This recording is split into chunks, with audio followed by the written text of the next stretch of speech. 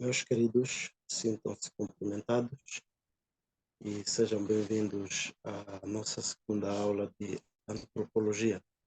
Estamos a falar sobre a doutrina do homem, esta matéria bastante importante para a nossa vida espiritual, para o nosso conhecimento científico. Eu chamo-me João Francisco, falo-vos a partir de Moçambique e estou aqui para cooperar neste trabalho. Vamos orar. Pai, em nome de Jesus, queremos te dar graças e te louvar por este tempo especial. Pedimos, ó Deus, a tua graça, a tua misericórdia, o teu favor sobre esta aula. Abençoa os teus servos. Ajuda-nos, Senhor, a sermos fiéis à tua vontade e permita que sejamos instrumentos nas tuas mãos. Em nome de Jesus. Amém. Queridos, nós na aula passada fizemos uma introdução sobre esta matéria e olhamos sobre vários aspectos e dentre eles vimos as definições antropológicas, olhamos também para o conceito homem, vimos a sua origem e nesta aula nós vamos dar continuidade a respeito disso, até porque a nossa matéria, a nossa cadeira vai falar sobre o homem, a doutrina do homem em vários aspectos. E para o dia de hoje, nós trouxemos como texto-chave ou texto áureo Jó capítulo 7, versículo 17. O texto diz esta indagação de Jó: que é o homem para que lhes dê importância e atenção? Que é o homem para que lhes dês importância e atenção? São daquelas perguntas que a gente faz, aquelas perguntas que a gente quer respostas, mas não consegue encontrar, porque na verdade as respostas para elas não são dadas de forma humana, muito pelo contrário, são respostas que só nós achamos, só nós encontramos em Deus. Bem, é neste quesito que nós vamos tentar compreender nesta noite, ou nesta aula, queria dizer. E como verdade prática para hoje, eu trago esta palavra de Confúcio. Diz assim: quando vires um homem bom, repito, quando vires um homem bom, tenta imitá-lo. Quando vires um homem mau, examine-te a ti mesmo. Repito, Confúcio disse: quando vires um homem bom, tenta imitá-lo. Quando vires um homem mau, examine-te a ti mesmo. O que conseguimos compreender com esta verdade? Dentre várias formas que a gente pode, se calhar, interpretar, aqui nós podemos, dentro daquilo que nós vamos tratar nesta aula, podemos compreender que conhecermos a nós mesmos evita bastante com que a gente entre em condição de repreensão, até, em certa medida, de nos dar condições de autocrítica quando começamos a sair do eixo diante de Deus, sobretudo, principalmente por causa da sua palavra. Quando nós entendemos que a experiência que o homem traz ou proporciona faculta entendermos que temos muita facilidade de fazermos o mal que não é de Deus, do que o bem que se espera da gente. Então, é importante que nós conheçamos a nós mesmos para que nós sejamos uma boa referência para aqueles que podem imitar a gente. Bom seria se nós fôssemos o que a Bíblia diz que temos que ser: testemunhos, pessoas que sejam imitáveis. E isso requer a gente conhecer-se a si mesmo. É isto que estamos a fazer. Para a aula de hoje, nós vamos falar sobre 5 aspectos. O primeiro aspecto, vamos olhar para a teoria da evolução. Depois vamos olhar o que a Bíblia diz sobre o homem. Também iremos olhar para a duração da vida do homem, vamos olhar sobre a origem da coloração da pele do homem, vamos falar também sobre o coração do homem. São 5 aspectos que fazem referência a esta aula de hoje. Bem, fazendo uma pequena contextualização, começamos com esta indagação. A teoria da evolução é fato comprovado. Há cerca de 10 anos, o irmão Diniz Alam postulou o conteúdo sobre o qual responde a esta pergunta que colocamos.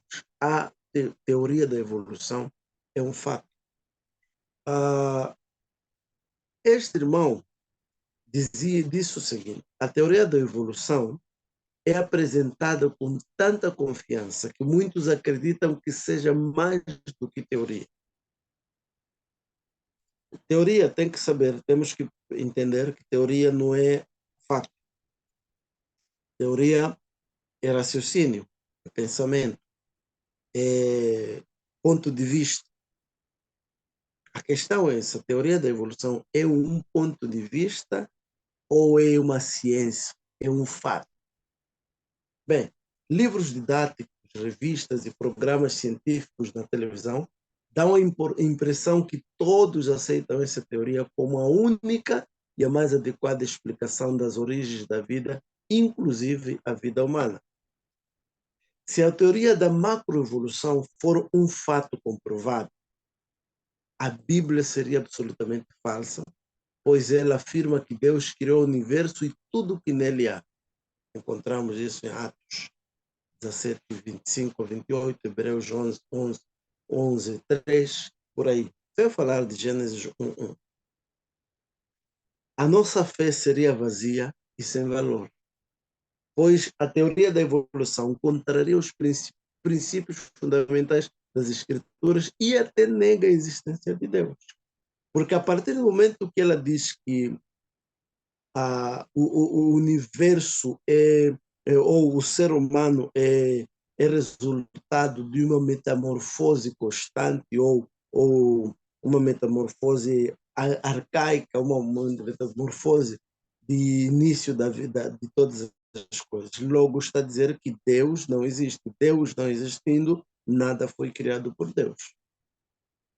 Bem, ele também diz que essa teoria que domina e limita o pensamento de muitos cientistas hoje nunca foi e jamais será comprovada. Há mais de 2000 anos que alguns filósofos sugeriram algumas teorias de evolução. Nos últimos 200 anos, as ideias propostas por Charles Darwin têm se tornado artigos de fé que servem como base de religião de muitos na comunidade científica. Mas são teorias e interpretações, não fatos. É muito interessante isto aqui, porque às vezes a gente não compreende a seriedade da ciência. A ciência passou em algum momento a um nível de credibilidade ao ponto de se tornar fé para algumas pessoas, se tornar um estilo de vida. É o que a Bíblia, na verdade, já fala sobre, além de serem amantes de si mesmos, pessoas que querem ouvir aquilo que eles querem, mas também pessoas que são falsos mestres, ensinadores, amantes de si mesmos, pessoas que acham que são capazes de interpretar Deus ou as coisas que Deus faz. Há mistérios que a Bíblia diz, aliás, em Deuteronômio 29, deixa bem claro que há coisas que Deus não revelou e se ficaram só para ele. E Jesus também veio ratificar esta verdade, dizendo que se tivesse se registrado tudo que Jesus fez, livro algum caberia para que tivesse esse tamanho registro. Bem, nem todos os cientistas professam fé na evolução. Linz era professora, na verdade. Linz era uma professora, é professora emérita de biologia da Universidade de Massa, é assim mesmo, meus queridos, vocês vão ler aí. Diz que a história futuramente julgará o neodarwinismo, uma pequena seita religiosa do século XX, dentro da fé religiosa geral da biologia anglo-saxônica. Ela, como muitos outros cientistas, reconhece a falta de provas apoiando a teoria da macroevolução. A noção da macroevolução, ninguém nega a macroevolução, apenas mudanças em organismos já existentes, que é a defesa dessa teoria, sugere que a vida surgiu e se desenvolve por acaso, sem ação inteligente. Até hoje, nem provas científicas, nem evidências arqueológicas irrefutáveis foram apresentadas para sustentar essa explicação. Os proponentes da teoria ficam cada vez mais frustrados. Não se consegue provar que a teoria de Darwin de fato é ciência ou é um fato. Darwin achou que mais pesquisas e desenvolvimentos tecnológicos forneceriam as evidências que faltavam na época dele. Aconteceu ao contrário. Quase 2 séculos passam, as evidências mostram mais e mais a fraqueza das suas teorias. Muito pelo contrário. Deus está a fazer questão de usar os próprios cientistas para comprovarem a veracidade da Bíblia. E uma das referências sobre isso é algo que aconteceu não há muito tempo, pelo menos não tem desde 15 anos, foi achado os restos da Arca de Noé. E agora imagina, a Arca de Noé acontece antes do dilúvio, depois aconteceu o dilúvio, sabemos o tempo que levou. Desde aquela época, Deus protegeu aqueles restos para comprovar a sua existência. E hoje, os cientistas têm isso nos seus museus. Bem, por exemplo, Kerkut, que é um bioquímico inglês e autor do livro As Implicações da Evolução, admitiu que a evidência que apoia a teoria da macroevolução não é forte o bastante para nos permitir a considerá-la mais do que uma hipótese fundamental ou funcional. Não. Jerry Coney, por exemplo, do Departamento da Ecologia e Evolução da Universidade de Chicago, diz: concluímos inesperadamente que há poucas provas que sustentam a teoria neo-darwinista ou darwiniana. Seus alicerces teóricos são fracos, assim como as evidências experimentais que a apoiam. Mais um cientista.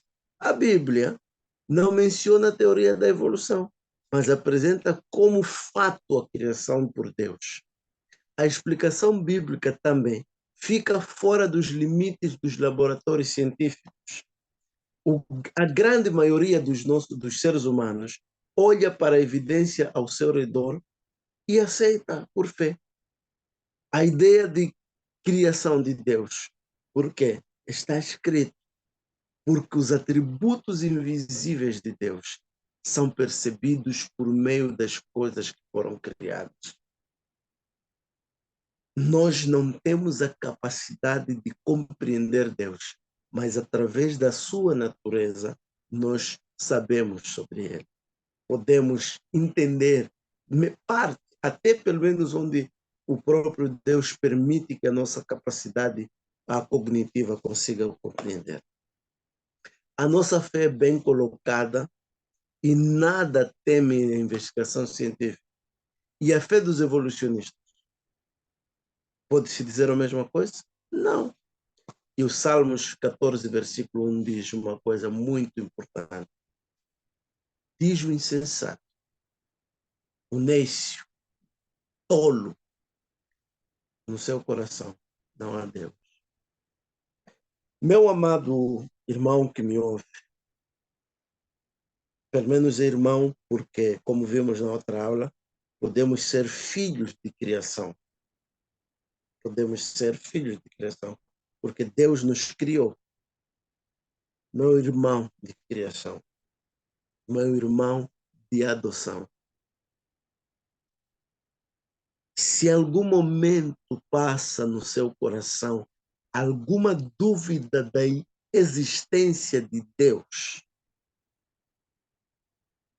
você precisa se arrepender deste pecado, porque isso chama-se a incredulidade.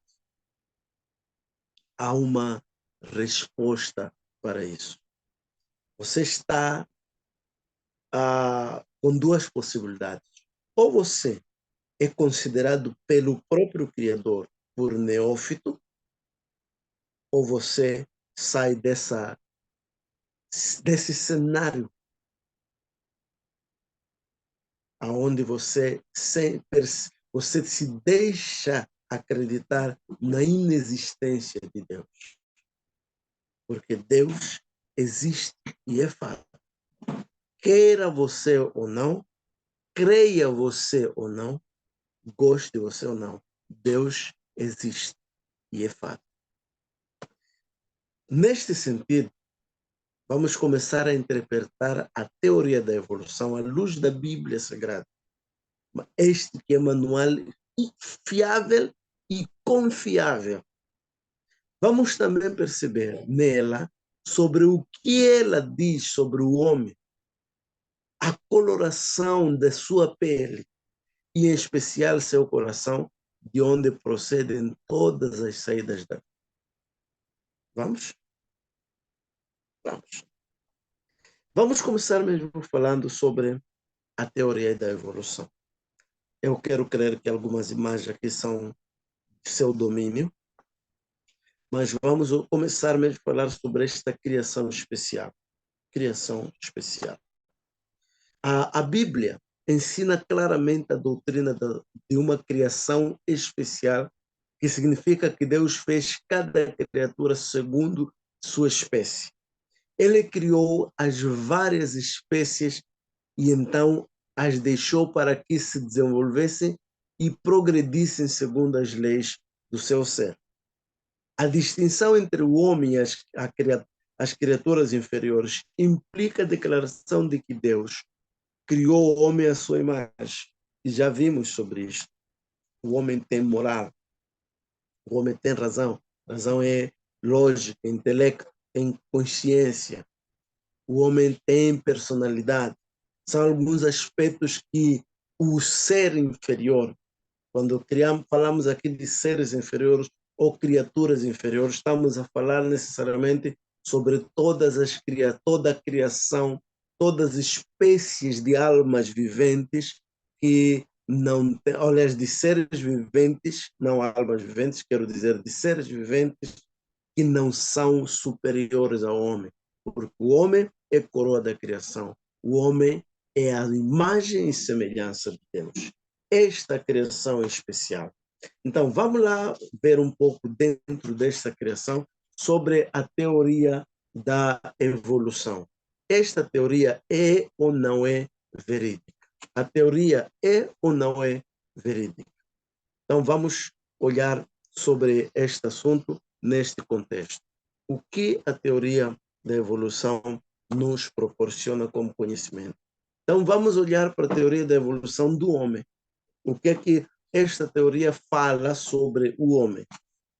No século XXI, ou sobretudo no início do século XVII, queria dizer, esse Lamarck, Jean-Baptiste Lamarck, este que apareceu nos anos 1744 e 1829, delineia a teoria da evolução através do qual procura mostrar que as características físicas adquiridas durante a vida de um indivíduo podem ser transmitidas para os seus descendentes. O fato de que se prendia, segundo Lamarck, através da comparação dos diversos seres vivos, que havia havia profundas semelhanças estruturais entre diferentes animais, levando à suposição de um modelo inicial do qual tivesse se desenvolvido todas as espécies. Este naturalista defendia que havia, então, necessidade de adaptar-se ao ambiente para o surgimento de novas características que o indivíduo, no decorrer do tempo, transmitia sua prole. Lamarck também não consegue comprovar sua teoria através de experiências práticas, mas as suas pesquisas são importantes para chamar a atenção para a questão da evolução orgânica. Esse cientista é o primeiro a usar o termo biologia. O primeiro. Qual era o argumento? Lamarck foi professor do Museu da História Natural de Paris, capital da França. Em sua formação, ele admitia a hipótese evolucionista específica pelos caracteres ou causas da influência, tais como o meio, a hereditariedade e o tempo. No entanto, existe uma forma de refutar. As teorias de Lamarck e de Darwin estão longe, hoje quase abandonadas com explicações gerais da evolução. Declara, por exemplo, Regis, que era um decano da Faculdade de Filosofia da Universidade Católica de França. Ele deixa muito claro isso, que essas teorias quase que não existem. Em sua seção do livro, ele declara o seguinte: evolução jamais poderá construir uma explicação adequada da espécie humana, porque entre o animal e o homem há um abismo intransponível, uma radical separação.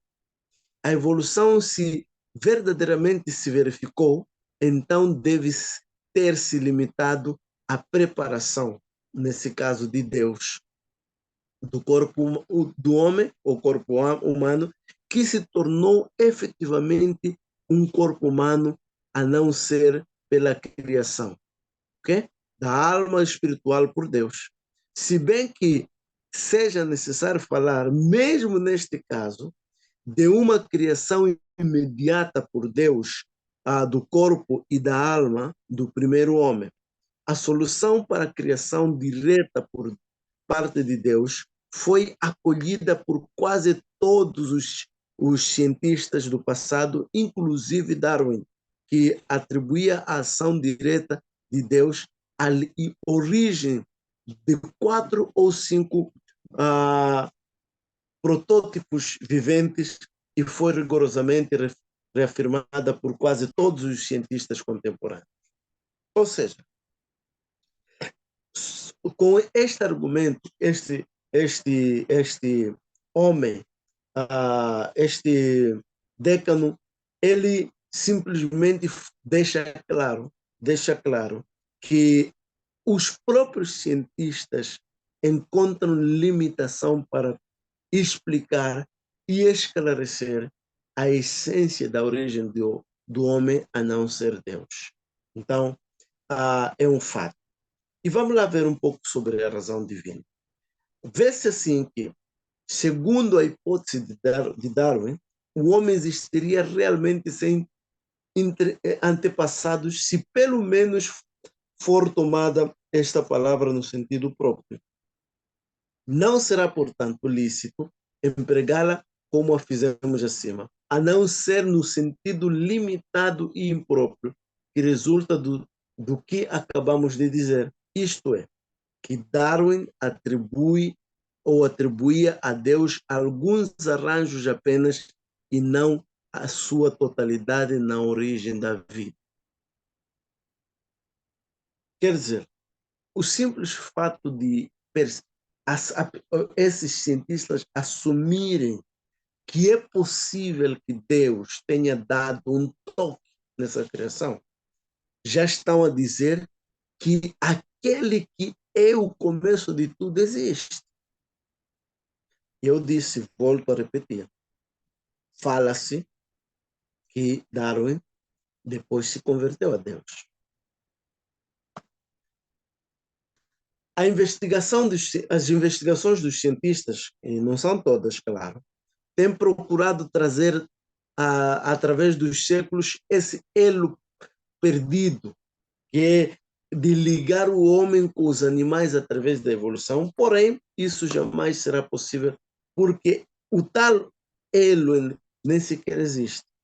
O doutor Scofield diz o seguinte: o homem foi criado, não evoluído de alguma espécie de ser inferior durante os séculos.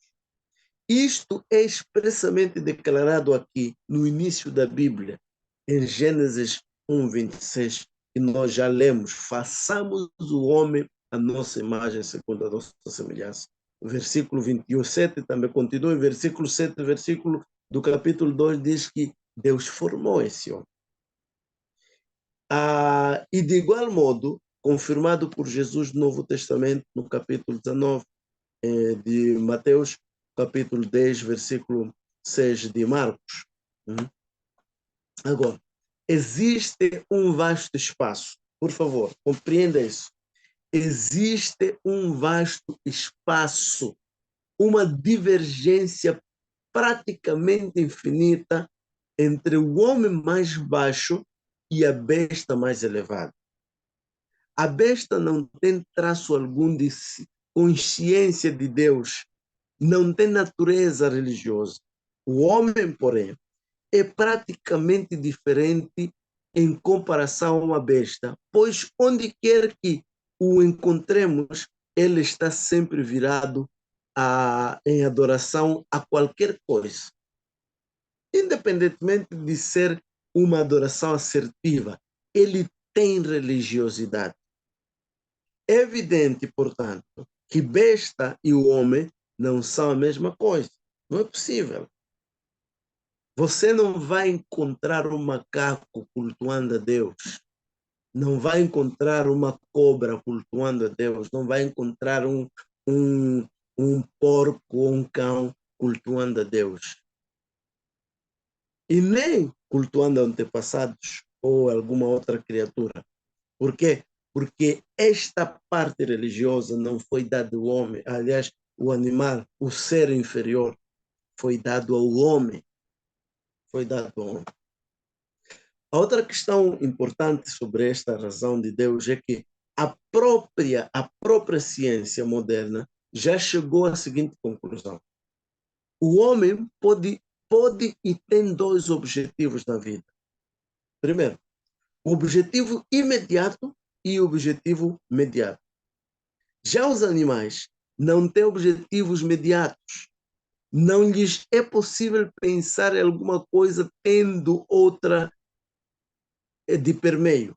Ou seja, o alvo é sempre imediato. Por isso, enquanto o animal é impelido ou impedido, sim, impelido, o homem é atraído, é chamado, é convidado por aquilo que tem como alvo na vida. Como dizem os escritos bíblicos, é engodado pela sua própria consciência. Ou seja, ele tem uma razão de fazer. Ele tem uma razão de fazer. O homem peca porque quer, certo? O homem peca porque quer. O homem quer pecar. Ele projeta o pecado. Ninguém peca por acaso. É mentira do diabo. Uma das piores mentiras que o crente conta é que não sabe como pecou. Sabe sim. Deus lhe dá consciência e lhe dá o espírito de revelação. Antes de nós pecarmos, o Espírito Santo nos chama a atenção ao pecado. O animal não. Se lhe dá vontade, faz. Não quer saber se está ou não está bem. Não faz o que ele quiser. Intuição ou ele é impelido. Ok, vamos lá olhar um pouco para a evolução. Em oposição à criação especial, surgiu a teoria da evolução que ensina que todas as formas de vida tiveram sua origem em uma só forma e que as espécies mais elevadas surgiram de uma forma inferior. Por exemplo, O que outrora era caramujo transformou-se em peixe. O que era peixe chegou a ser réptil. E o que era outrora era réptil tornou-se a passa. E, para encurtar a história, o que outrora era macaco evoluiu e tornou-se ser humano. Bem, é o que diz a evolução. Dentro da matéria e da força surgiu uma célula viva. Nessa célula viva havia uma centelha de vida da qual se originaram todas as outras coisas vivas, desde o vegetal até o homem, sendo este desenvolvido, controlado por leis inerentes. Essas leis, em conexão com o meio ambiente, explicam a origem das diversas espécies que têm existido e que existem, incluindo o homem. De maneira que, segundo essa teoria, houve uma exceção gradual e constante desde as formas inferiores de vida às formas mais elevadas até chegar ao homem. Ou seja, a teoria da evolução diz que o homem começou assim. Como estamos a ver ali, essas são algumas imagens, poderemos trazer outras. E nós já estudamos isso. Já estudamos isso em história secular. É segunda teoria.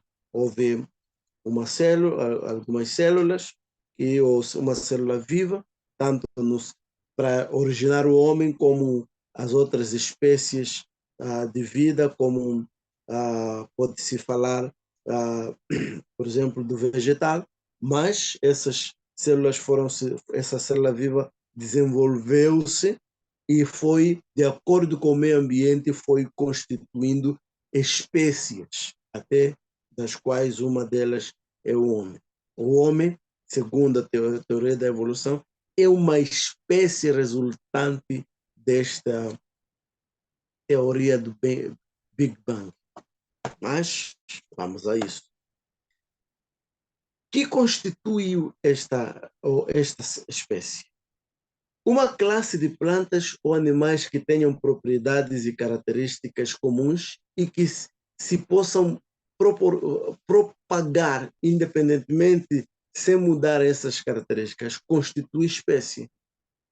Uma espécie pode produzir uma variedade, isto é, uma ou mais plantas ou animais isolados possuindo uma particularidade ou uma peculiaridade acentuada que não seja comum à espécie em geral. Por exemplo, um tipo especial de cavalo de corrida pode ser produzido por processo especial, mas ele sempre é cavalo. Bem? É como a teoria da evolução pensa sobre as espécies. Outra questão interessante na teoria da evolução é essa. Qual é a prova pela qual se conhece a distinção entre as espécies? A prova é esta. Se os animais podem cruzar-se, podem produzir uma descendência fértil por tempo indeterminado, então são da mesma espécie, de outra maneira não o são. Por exemplo, sabe-se que os cavalos e os jumentos não são diferentes espécies. E embora o cruzamento da égua com o jumento resulte a mula, esta não tem a capacidade de gerar outra mula. Ou seja, a espécie mula, ela só pode gerar ou cavalos ou jumentos. Este fato constitui argumento contra a teoria da evolução, pois mostra claramente que Deus colocou uma barreira entre as espécies para que uma espécie não se transforme em outra. E mesmo que a gente olhe isso para o reino vegetal, como está a acontecer hoje, muitas plantas que estão a ser recriadas, a gente conhece, sabe as anomalias que elas trazem. Não é natural. E Paulo já disse, trocaram as coisas naturais, trocaram. E às vezes a gente só olha isto no ângulo espiritual.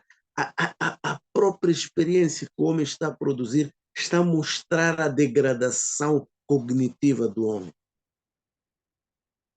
Bem, outra questão é esta. Define-se a ciência da seguinte maneira: conhecimentos comprovados. Ciência. E eu quero, a partir de já, e aliás, quero agora, lhe dizer uma coisa, se calhar você nunca ouviu, mas eu posso lhe dizer com toda a segurança que a Bíblia é ciência. A Bíblia é ciência.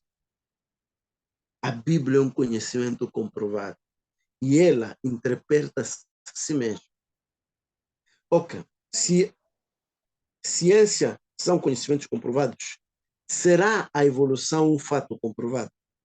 Ou seja, a evolução é ciência, porque a Bíblia é ciência. A evolução é ciência. A teoria mais propagada da evolução é a teoria de Darwin. Entretanto, vários e muitos cientistas eminentes declaram que a teoria de Darwin já caiu por falta de provas. Uma delas, por exemplo, vamos olhar para o que o Dr.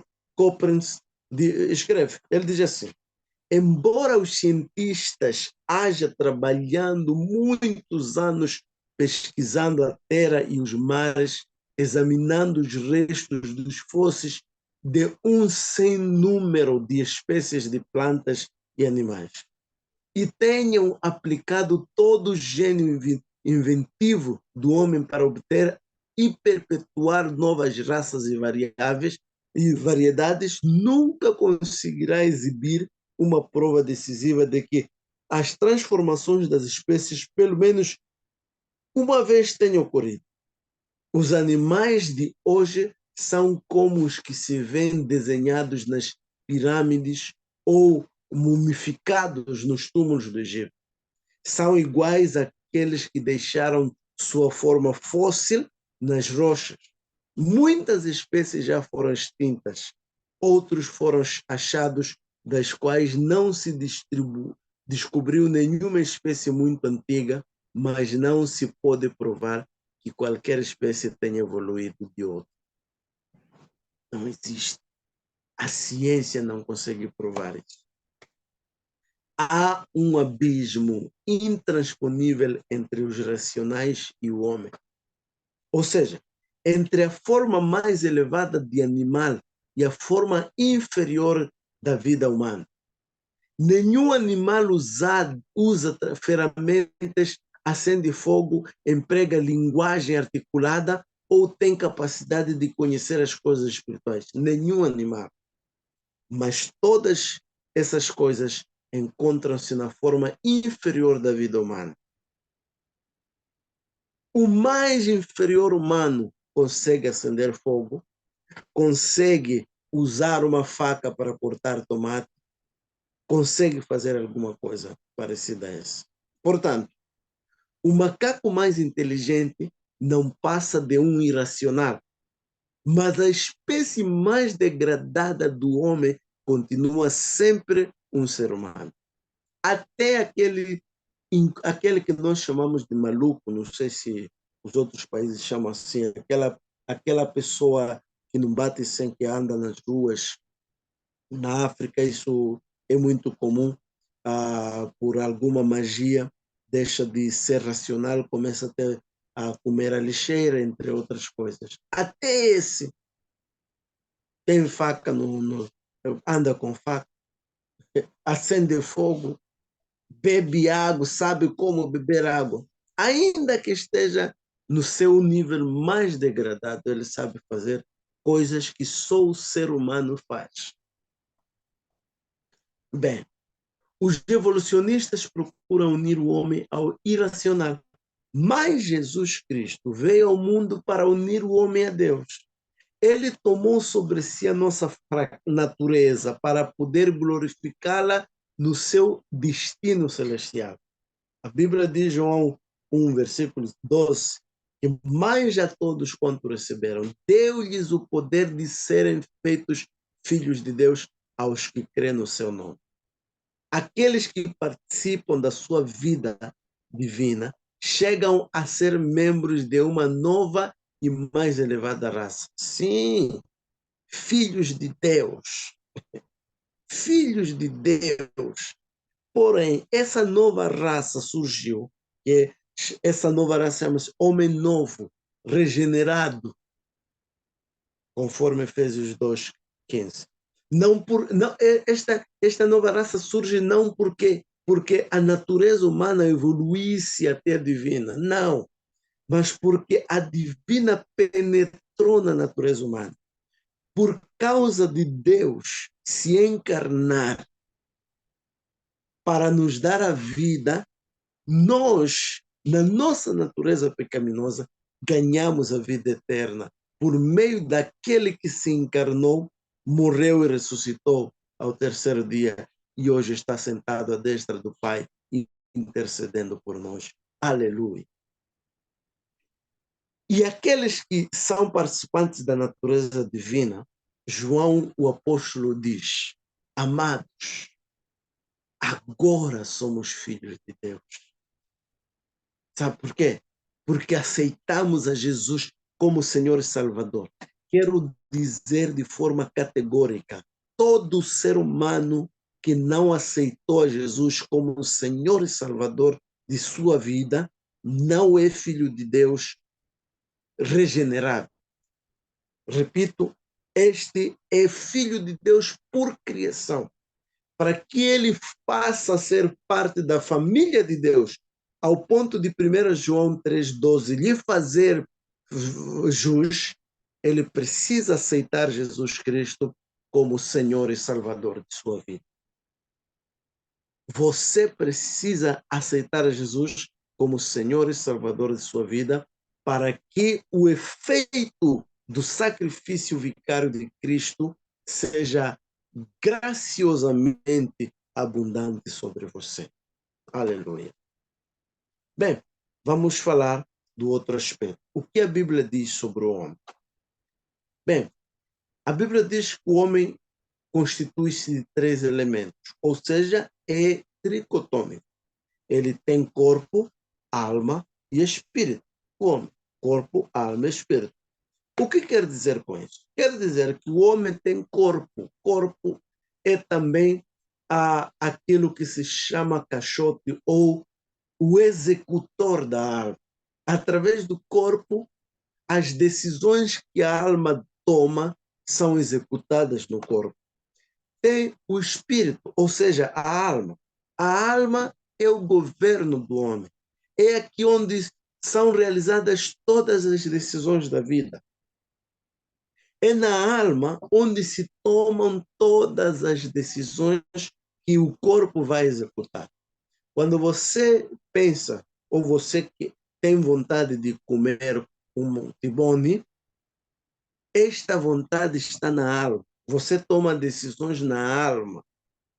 E o corpo, através da mão, que é comandado pelo intelecto, ele vai, pega e come a carne que tem vontade. E tem o espírito, que é a terceira parte do homem. O espírito é conhecido para Deus, aliás, é concedido, está conhecido, é concedido para comunicar-se com o homem. É a parte religiosa, é a parte onde o homem comunica-se com Deus através do Espírito. Por isso que quando o homem não tem Jesus como Senhor e Salvador, o espírito do homem não tem vida em Deus. E quando esta pessoa aceita Jesus, este espírito do homem, ele junto ao espírito regenerador, testificam diante de Deus que somos filhos. Quer dizer, você pode até me ludibriar, você pode até me enganar, você pode até se gabar que é filho de Deus, mas o Espírito de Deus vai confirmar se você é ou não é filho de Deus, com o seu Espírito. Em teologia, esta divisão é denominada tricotomia, isto é, o homem é uma trindade composta e inseparável. Este assunto nós havemos de tratar na aula 3, a próxima aula. A Bíblia focaliza enfaticamente o ponto de partida para entendermos a existência triuna do ser humano. ela declara: criou Deus, pois, o homem à sua imagem. Esta declaração apresenta um fato humanamente insondável e, e nós o aceitamos por fé incondicional, visto que esta palavra é fiel e digna de toda aceitação. É uma questão de fé. Você precisa acreditar neste projeto pela fé em Cristo Jesus. Simples. Agora, descrição bíblica da criação do homem. Nós temos o duplo relato da criação do homem. O primeiro relato começa com a decisão divina: façamos o homem à nossa imagem, conforme a nossa semelhança. Com esta declaração, a criação do homem representa o ponto culminante dos atos criativos de Deus. Entre todas as demais criaturas, o ser humano distinguiu-se como uma nova ordem de existência. Deus fez especiais, nos fez especiais. Todas as coisas estabelecidas no planeta, na terra e nas águas, foram provenientes, previamente preparadas providencialmente para o sustento e satisfação do homem. Deus fez o céu e a terra, aliás, fez a terra simplesmente para cuidar do homem. A sabedoria divina criou um sistema de vida perfeito para que a criatura humana se sustentasse e vivesse harmoniosamente com as demais coisas vividas, vivas criadas. No segundo relato, o Criador destaca o sentido especial e distinto do homem revelado, não apenas no aspecto físico, mas especialmente no moral e espiritual. Esta descrição destaca a personalidade do homem e sua capacidade de governar as coisas criadas por Deus. Foi ao homem que foi dado o poder sobre todas as coisas, sobre todos os animais. Por isso nós podemos dizer ao cão, senta, o cão senta. Vai, come, o cão come. Nós temos autoridade sobre ele. Aleluia. Bem, as substâncias materiais e imateriais do homem. Aqui nós aprendemos o quê? A primeira questão é a distinção entre as partes materiais e imateriais. O corpo, por si só, nada pode fazer. Ele é a expressão de algo superior, que é a vida, a qual flui da alma humana. O corpo, esta caixa, como se prende ali a imagem, a parte preta, que é o corpo, que está, segundo aquela imagem, é a sede dos sentidos físicos pelos quais a alma se manifesta ao mundo exterior. Ou seja, as decisões interiores são manifestas exteriormente a partir do corpo. Quando você está triste, a tristeza está dentro, você manifesta com seu mau humor externamente. O corpo e a alma, além de bem distintos, são dependentes entre si. Ou seja, o corpo sem a alma fica sem vida e a alma precisa do corpo para expressar a sua função racional. Quer dizer que o corpo precisa da alma para ela se locomover, para ela ter vida. Mas a alma sem o corpo não vai expressar as funções que lhe competem, de viver, de decidir. Jesus é bom. O corpo com vida não se separa da alma. Só a morte causa separação provisória, visto que na ressurreição dos mortos, os mesmos corpos sepultados e separados da alma e do espírito ressuscitarão para unirem-se outra vez em glória. É uma separação provisória quando a gente morre. Agora, como diz Daniel, uns vão ressuscitar para a alegria, outros para a tristeza. Depende de si. Como é que você quer ressuscitar? Decida agora com vida. Esta é a glória da ressurreição dos justos. Tiago descreveu que o corpo sem o espírito está morto.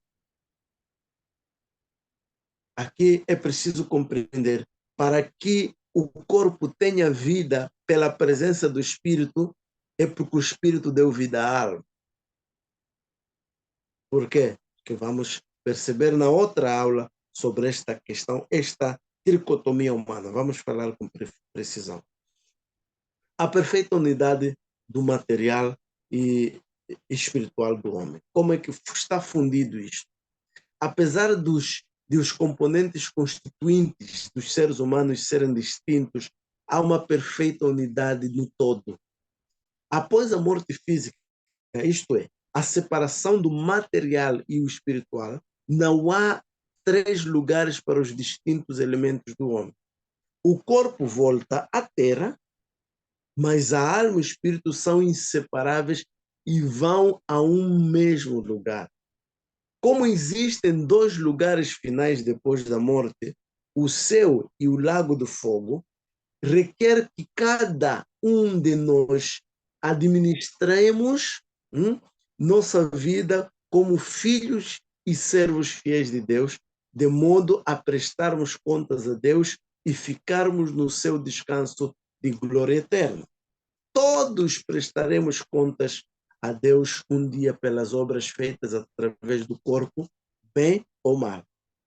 A pergunta não é, vamos prestar contas? Isto é irrefutável. Isto é iminente. Essa não é a questão. A questão é que contas nós prestaremos. Boas ou más. Por contas vamos prestar. Goste você ou não, queira você ou não. Aceite você ou não. Vai prestar contas. Leia bem 2 Coríntios 5:10. Há de perceber que contas nós vamos prestar. Bem, o terceiro aspecto desta nossa aula é a duração da vida do homem. O homem vive quanto tempo? Bem, qual é a duração da vida do homem? Essa é a pergunta.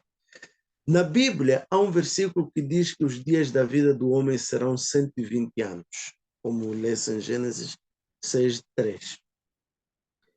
Então, muitas pessoas pensam que, desde então, Deus diminuiu a idade do homem para o limite máximo de 120 anos. Acredito que também você pense assim. No entanto, esse texto bíblico possui diferentes interpretações.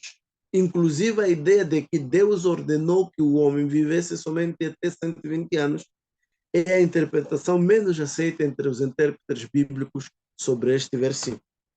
O texto que fala sobre os dias do homem serem 120 anos foi registrado pelo escritor de Gênesis ao abordar o contexto da corrupção da raça humana. De acordo com o relato bíblico, a humanidade havia de se multiplicar e, com ela, o pecado também cresceu de forma intolerável. A depravação era tão grande que até mesmo a linhagem piedosa de Sete, que guardava o compromisso com Deus, havia se misturado com a linhagem ímpia de Caim. Ou seja, o famoso filhos de Deus se juntaram com as filhas dos homens.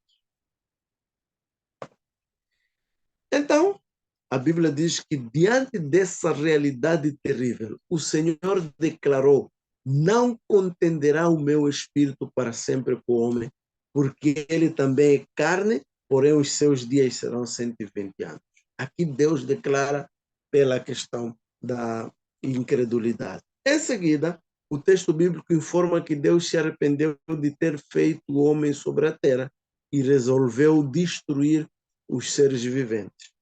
A sequência da história bíblica revela que tão logo Deus fez cair o dilúvio sobre a terra e apenas a família de Noé foi poupada.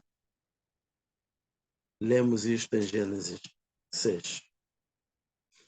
E, queridos, é aqui onde nós compreendemos que realmente Deus não foi pego de surpresa. A questão é, quando nós entramos à luz deste contexto, os estudiosos discutem o que de fato Deus quis dizer ao afirmar que os dias do homem seriam 120 anos. E dessa discussão surgiram as duas interpretações principais que vamos a seguir a perceber dentro deste contexto. A tradição para as outras famílias.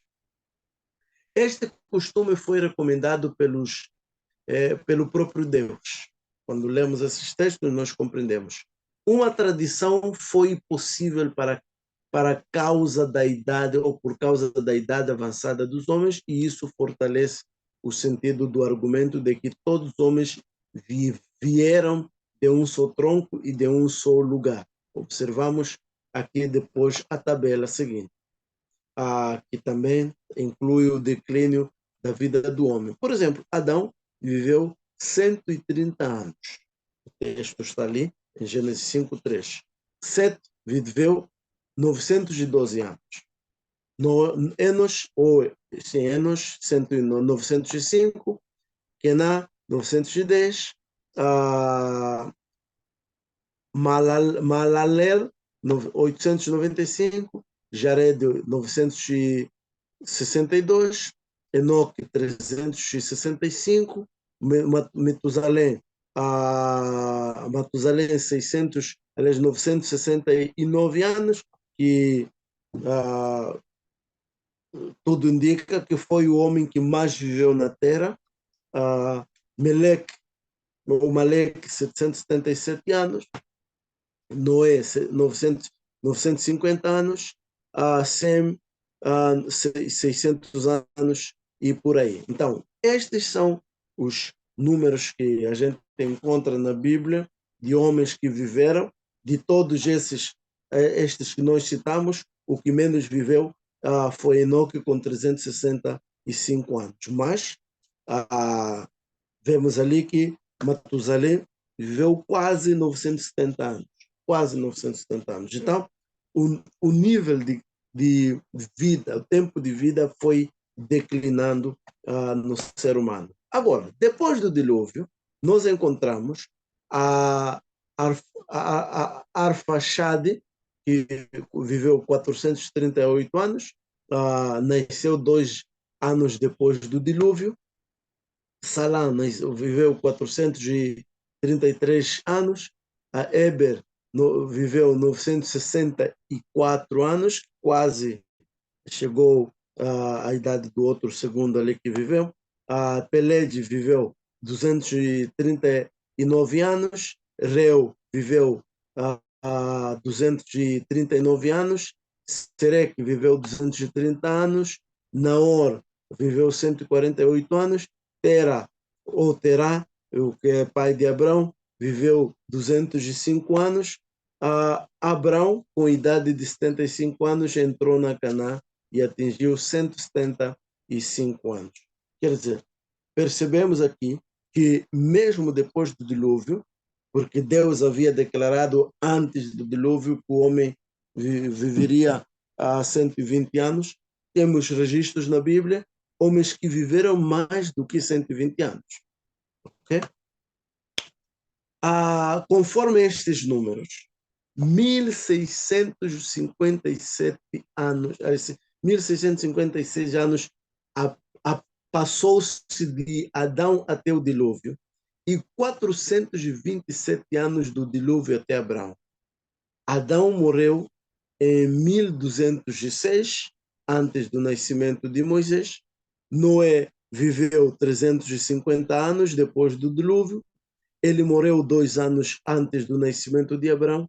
Sem viveu 98 anos antes do dilúvio e com 512 anos depois do dilúvio. Sem viveu 75 anos, ainda depois da entrada de Abraão em Canaã. Adão morreu quando a sua 7ª geração nasceu. Lameque tinha 56 anos quando Adão morreu. Noé viveu até a 9ª geração dos seus descendentes. Agora, vejamos, portanto, que foi possível uma tradição estabelecida de Adão até Moisés, quando por expressa ordem de Deus, tudo então foi escrito de acordo com o conhecimento e revelação divina. O que quer dizer que nós vemos ali claramente que os 120 anos não eram necessariamente esta visão que nós compreendemos em algum momento, que a partir dali o homem não ia nascer. Não. Agora, o outro aspecto importante é que o quadro a seguir mostra a vida humana e a sua modificação de acordo com o tempo e espaço. Por exemplo, na declaração bíblica, nós encontramos que o homem nascido de mulher é de bem poucos dias e cheio de inquietação. Sai como a flor e se seca. Foge também como a sombra e não permanece. Está escrito isso em Jó, no versículo 1 e 2 do capítulo 14. De acordo com o testemunho das Escrituras, o homem que mais viveu foi o patriarca Matusalém. Chegou a 969 anos, conforme registra Gênesis 5:27. Matusalém, segundo se diz em Gênesis 5:27 e Judas, versículo 14, foi o oitavo homem da ordem genealógica, começando por Adão. Porém, nenhum outro homem seguiu seu exemplo. Nenhum outro homem viveu sua idade. Podemos ver, por exemplo, Matusalém, com 969 anos, Jered, 962 anos, Noé, 950, Adão, 930, Sete, 912, Cainã, 910, Enos, 905, Malalel, 895, Lemeque, 777 anos. Bem, observe que de Matusalém a Lameque houve uma queda acentuada de 969 anos para 895, até Lamel. E de Malalel a Lameque, de 895 a 777. Depois do dilúvio, esta redução obedece quase que à mesma escala, isto é, cada redução é de 100 aproximadamente. Vamos ver. Por exemplo, de 100, que viveu 600 anos, Eber, 467, Arfaxade, 438, Sela, 433 anos, Enoque, 365, Pelege, 320, Reu, 239, Serugue, 230, Terá, 205, Isaac, 180 anos, Abraão, 175 anos, Jacó, 130 anos. A ordem está por aí. Está por aí. Talvez Jó, depois de Amram, Isaac e Abraão, tenha sido o homem que mais viveu. Provavelmente. Sabemos pelo histórico que Jó era provavelmente contemporâneo de Abraão, provavelmente tenha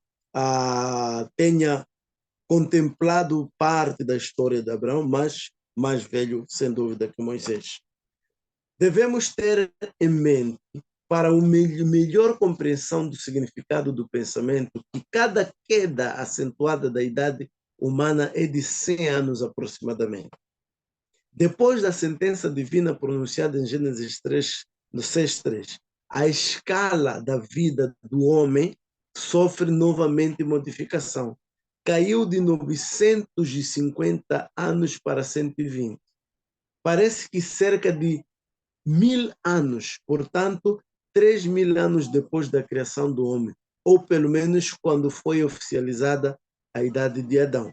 Houve uma nova redução da idade humana, isto é, de 120 anos para 80, 70 anos. Atualmente, o homem começa a morrer logo quando nasce, disse um cientista médico. Só durante o milênio do nosso Senhor Jesus Cristo, tudo isso será novamente modificado e a vida humana voltará à sua forma primitiva. E nós temos que esperar até lá. A verdade é que quanto mais o pecado ele aumenta, o pecado se multiplica, mais o homem perde a graça de vida. E nós já sabemos que uma das coisas que faz com que haja menor idade é simplesmente o fato da desobediência aos pais. E a Bíblia já deixa bem claro que chegarão os tempos em que os filhos desrespeitarão seus pais. E a gente sabe que o primeiro mandamento com promessa é amar a Deus acima de tudo, não é? Este é o maior mandamento. Na verdade, o primeiro mandamento com promessa, diz a Bíblia, é honrar o seu pai e a sua mãe, porque este mandamento dá-te condições de acrescentar assim, a sua vida. E é interessante que Deus diz isto do ser humano. E como aos homens está ordenado morrer uma vez, vindo depois disso o juízo, está escrito na Bíblia. Ou quer dizer, você e eu, queiramos ou não, vamos morrer, tarde ou cedo. Bem, o penúltimo assunto desta aula fala da origem da coloração da pele do homem. Ou seja, qual é a origem das várias cores da pele do homem? A coloração da pele do homem, segundo as Sagradas Escrituras, em seu escopo geral, não usam nenhuma discriminação racial e nem tampouco autoriza qualquer interpretação neste campo. Necessariamente, nem sequer a Bíblia usa a expressão uma pessoa negra, uma pessoa preta, uma pessoa branca, uma pessoa amarela, por aí fora. A Bíblia não dá o trabalho de fazer isso. Apenas em alguns casos, ele aproxima o significado do pensamento em passagens tais como Cantares de Salomão, por exemplo, capítulo 1, versículo 5, que diz: Eu sou morena, mais agradável, ó filhas de Jerusalém. Não olhes para o céu moreno, porque o sol resplandeceu sobre mim. Em Jeremias 13, 23, há alusão a uma pessoa de pele escura, porém com outro tom. Pede o etíope, ou seja, rosto tostado, mudar a sua pele, mas nenhuma destas passagens estabelece discriminação racial, e sim estabelece valores, visto que por 11 vezes a Bíblia se diz que Deus não faz acepção de pessoas. Não faz. Quais seriam as possíveis interpretações? Aqueles menos esclarecidos afirmam que a pele negra, ou segundo se diz, pessoa de pele negra surgiu através de Caim e seus descendentes e invocam para tal interpretação a passagem de Judas 11:12, ligando a palavra Caim com o vocábulo manchas. Porém, esta forma de interpretação, além de ser grosseira e hedionda, é necessariamente desautorizada pela palavra divina. Razão porque Caim e toda a sua prole só chegaram até o dilúvio e nenhum dos seus familiares atravessou além desta fronteira. Todos pereceram. Então, não pode existir uma geração de Caim, porque todos eles desabaram no dilúvio. Desabaram no dilúvio. Agora, já outros, porém, seguem outra linha de pensamento quase dentro do mesmo conceito reprovado pela autoridade das Escrituras Sagradas. Isto é, que a coloração da pele teve sua origem em Canaã, o neto de Noé. A seguir invocam para este argumento a declaração de Noé em Gênesis 9:25, que diz: Maldito seja Cã. Mas como já tivemos a ocasião de ver na declaração acima, ninguém deve se basear em tal declaração. Aceitamos que uma opinião científica respeitosa sobre a presente questão será bastante satisfatória. Vejamos. A coloração da pele, a julgar pela distribuição geográfica, usando-se clima e relevo, é um caráter adaptativo. A pigmentação, que é a coloração da pele, muito escura, localiza-se em regiões de temperaturas quentes e úmidas, ao contrário das levemente pigmentadas. Na Índia, por exemplo, determinadas doenças da pele restringem-se aos europeus ali existentes e as infecções da pele sempre se verificam no rosto de marinheiros de pele branca. Outro, porém, mutações. As mutações, mudanças, alterações, etc., estão sempre ocorrendo constantemente em um indivíduo e, ao longo do tempo, propagam-se aos outros. Outros cientistas, porém, advogam que tais mudanças são influenciadas pelas condições geográficas. E tudo nos leva a crer que sim, o clima e a alimentação influenciam na formação de novos caracteres externos, que são pele, o formato do corpo, etc. E na quinta geração começa lentamente um processo de codificação genética na pessoa humana. Okay? Então, não temos respaldo bíblico para dizermos aqui. Aliás, até tem uma discussão infundada se Jesus era branco, negro, preto, escuro. O que importa isso? O que importa isso? Bem, por fim, vamos olhar de forma rápida sobre o coração do homem. Uma máquina incrível. Está escrito em Provérbios 4:23. Sobre tudo o que se deve guardar, guarda o teu coração, porque dele procedem as saídas da vida. Por que o coração é uma máquina incrível? Por quê? Qual é a importância do coração? O coração, tanto nas escrituras como a própria ciência, dizem que o coração é o centro de uma coisa. A palavra ocorre por 820 vezes na Bíblia.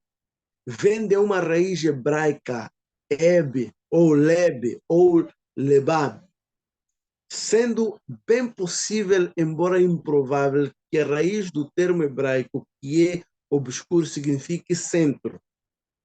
O termo denota vários significados e aplicações.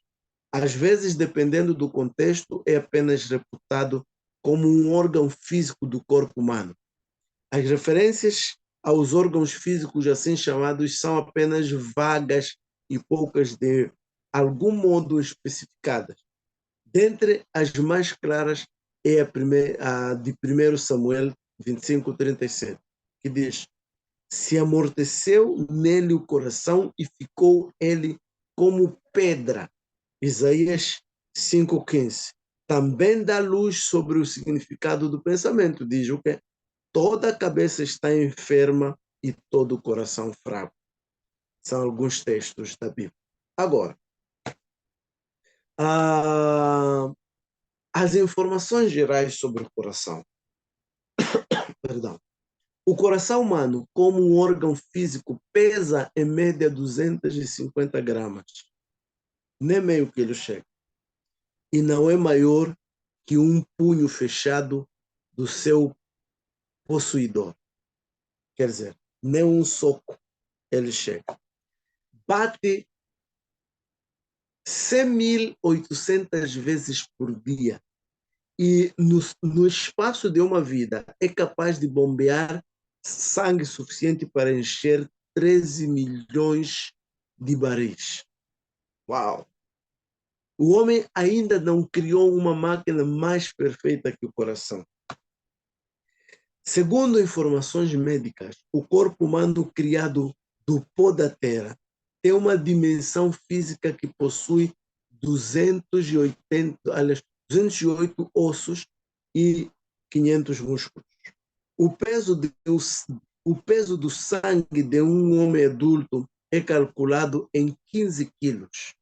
O coração ordinariamente tem o diâmetro de 15 centímetros. Mais ou menos uma régua.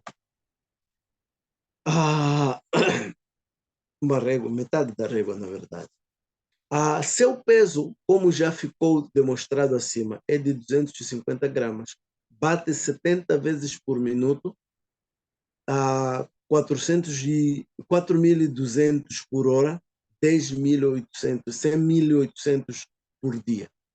Por dia. Cada pulsação de escola, 44 gramas de sangue. E esse deslocamento em 24 horas é de 5.850 quilos diários. Esse órgão fantástico faz circular o equivalente a 2.000 galões de sangue pelo espaço de 12 milhas, cerca de 19.200 quilômetros de veias todos os dias. Isto é mistério de Deus. Em 12 horas, cria a energia necessária para levantar o peso de 65 toneladas de uma altura de 30 centímetros. Uau! Está lá em Provérbios. Maravilha. Sobre tudo que se deve guardar, guarda o teu coração, porque dele procedem as saídas da vida. Bem, para a nossa próxima aula, queridos, para a nossa próxima aula, terminando assim a nossa aula de hoje, recomendamos a resolução dos exercícios postulados no final da aula, na apostila, e, se possível, mais uma vez, resolva estes exercícios depois de estudar, sem necessariamente consultar a apostila. Bem, leia os seguintes conteúdos que vão desfilar na aula 3. Vamos falar sobre a tricotomia do homem, vamos falar sobre o que é o corpo humano, vamos olhar sobre o que é a alma, vamos olhar para o que é espírito e vamos ver qual é a diferença entre a alma e o espírito. Então, vamos introduzir a aula falando da tricotomia e vamos terminar falando sobre tricotomia, ou seja, a tricotomia é o prato forte da nossa aula na próxima semana. Próxima aula, nesse caso, aula 3. E sempre que precisar de mim, por favor, entre em contato conosco pelos contatos que vão estar lá no próximo slide. E se você quiser fazer um curso pago, sério e reconhecido pela Global University, por favor, não perca tempo. As inscrições estão abertas. Contacte-nos, porque você vai receber as aulas de Moçambique para o mundo. As inscrições estão abertas até janeiro e, se você entrar em contato conosco, nós havemos de orientá-lo a se inscrever no Instituto Bíblico África Desperta. Este é um curso de teologia com direitos a diploma e certificado, e são apenas 1.800 meticais para o curso online que você pode fazer conosco, que corresponde a uma média de R$ 200, para não falar de cerca de $50, $60 para mensais. Então, por favor, entre em contato conosco e aprenda a verdade genuína da palavra de Deus. É sempre um privilégio servi-lo, e, se precisar, tem os nossos contatos aqui, como já nos referimos. Muito obrigado. É um privilégio servi-lo. Disponha sempre, e Deus lhe abençoe. Chame-me Telmito João Francisco, falo-vos a partir de Moçambique, África. Deus abençoe. Um beijo no seu coração. Vamos orar. Pai, em nome de Jesus, aqui terminamos mais uma aula e queremos te agradecer por este tempo especial. Abençoa os teus servos, glorifica o teu nome, ajuda-nos a te compreender melhor, ajuda-nos a compreender o teu plano salvador sobre nós. De graça, e ajuda-nos a nos para que o teu nome seja exaltado, em nome de Jesus. Obrigado por tudo, mestre. Oramos agradecidos. Amém. Queridos, Deus abençoe e até a próxima aula, se assim Deus nos permitir, em nome de Jesus Cristo. Amém e amém. Fique com Deus e o Senhor ricamente o abençoe em Cristo Jesus. Amém.